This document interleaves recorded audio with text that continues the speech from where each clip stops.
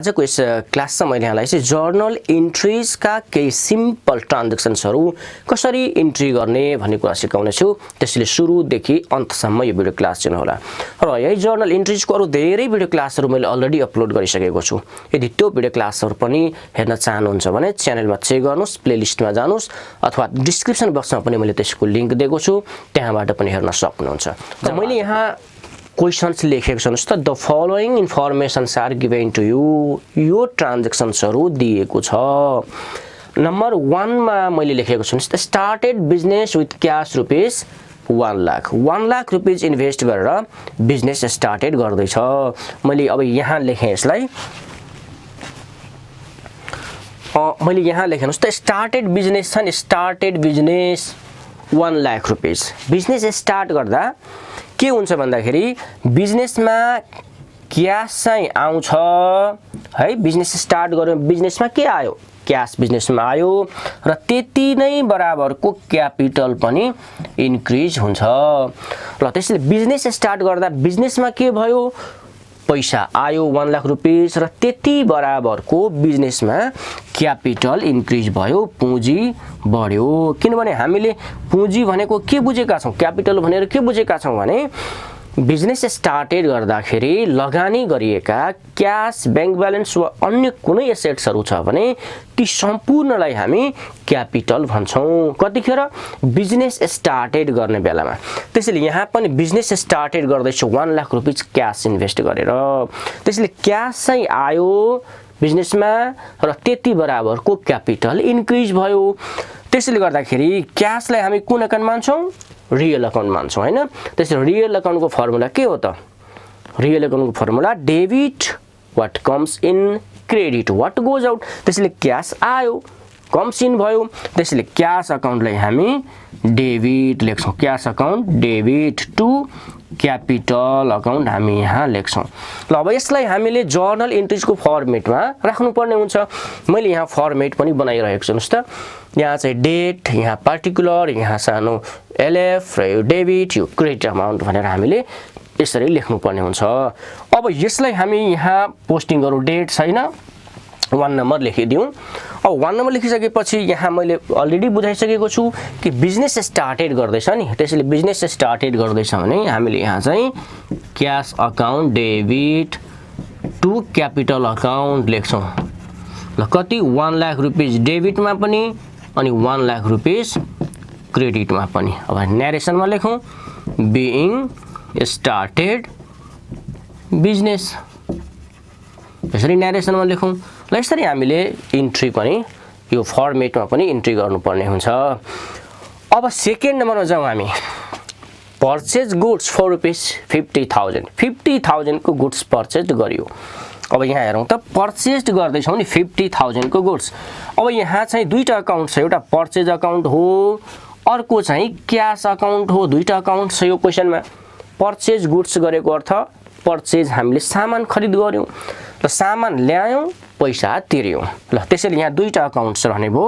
एउटा चाहिँ purchase account, अर्को चाहिँ क्याश अकाउन्ट, क्याश पेड गरेको छ। दुईटा अकाउन्ट हुने भो यो ट्रान्ज्याक्सन्समा।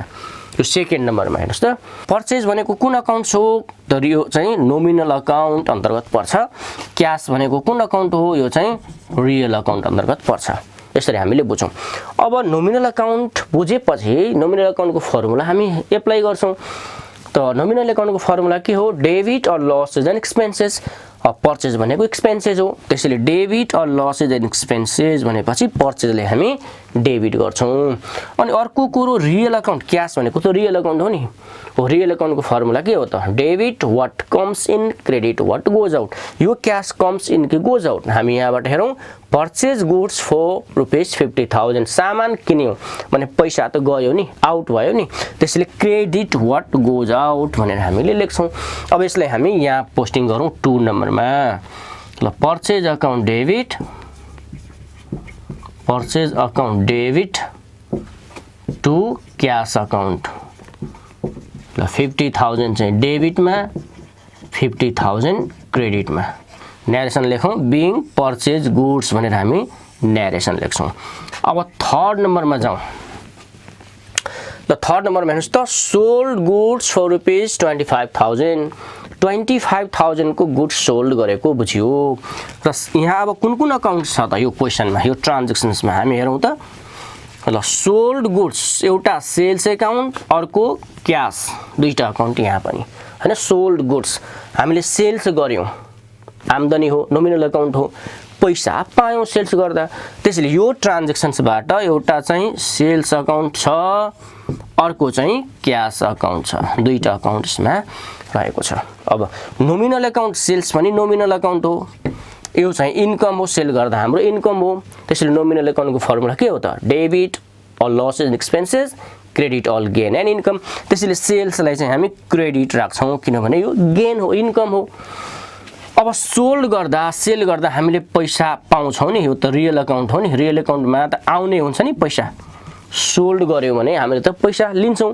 सामान दिन्छौं त्यसैले क्याश आउने भयो आउनेलाई डेबिट रियल अकाउन्टमा त्यसैले यो ट्रान्ज्याक्सन्सबाट क्याश अकाउन्टलाई डेबिट सेल्स अकाउन्टलाई क्रेडिट हामी लेख्छौं यहाँ लेखौं cash account debit to sales account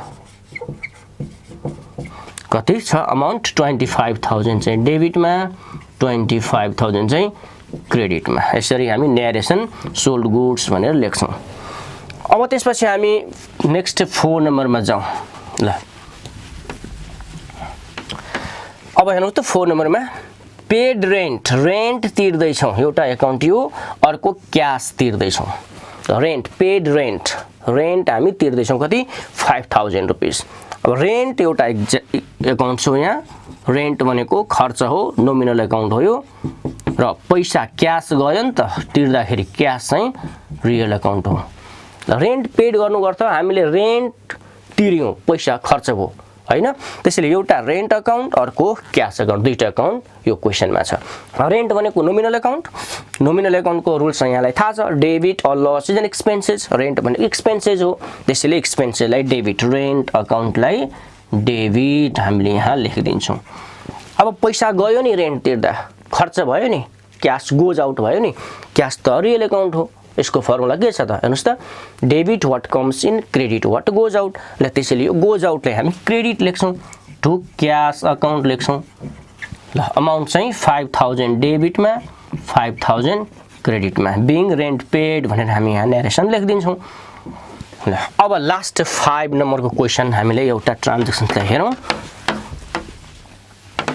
ल sold goods to Kumar rupees 10,000 sold goods to कुमारलाई सामान बेच्यो अब यहाँ क्याशमा कि क्रेडिटमा स्पष्ट छैन नि sold goods to Kumar but cash or credit हामीले कसरी चिन्ने क्याश र क्रेडिट चिन्ने एउटा माध्यम छ हेर्नुस् त यदि ट्रान्ज्याक्सन्समा रिसिभर अथवा गिभरको नेम छ तर यहाँ क्याश लेखेको छैन भने त्यो चाहिँ क्रेडिट ट्रान्ज्याक्सन बुझ्नु पर्छ यहाँ पनि त्यस्तै छ sold goods to Kumar rupees 10,000 कुमारलाई 10,000 को गुड्स बेच्यो तर यहाँ अनक्याश त लेखेको छैन भने यो चाहिँ उधारैमा बेचेको भनेर हामीले बुझ्छौं तर यहाँ नाम भए पनि यदि यहाँ अनक्याश हुन्थ्यो भने त्यो चाहिँ क्याश ट्रान्ज्याक्सन हुन्थ्यो भन्ने कुरा पनि हामी बुझ्नु पर्छ ल त्यसैले उधारैमा बेच्दै छौं हामी उधारमा सेल गर्यौं भने त पैसा आएन तर यो पर्सनल अकाउन्ट कुमार भनेको त पर्सनल अकाउन्ट हो नि कुमारलाई बेच्यो नि पर्सनल अकाउन्ट त कुमार हो त्यसैले पर्सनल अकाउन्टको रुल्स के हो त debit the receiver credit the giver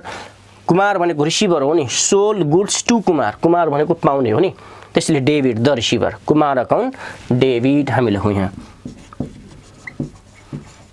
Kumar account debit to sale गर्दैछौं नि कुमारलाई टु सेल्स अकाउन्ट हामी यहाँ लेख्छौं सेल्स अकाउन्ट कति 10,000 डेबिटमा 10,000 क्रेडिटमा त यसरी हामीले यो ट्रान्ज्याक्सन्सलाई बनाउन सक्छौं ल यो त भेरी सिम्पल ट्रान्ज्याक्सन्स हो अब फेरि नेक्स्ट भिडियोमा मैले यहाँलाई चाहिँ यस्तै किसिमको जर्नल एन्ट्रिजको ट्रान्ज्याक्सन्स तर most important for any big examination हो त्यस्तो खालको ट्रान्ज्याक्सन्सको पनि भिडियो बनाउने छु त्यसैले फेरि पनि च्यानलमा आउनु होला हस्त धन्यवाद यहाँको दिन शुभ रहोस् बेस्ट अफ लक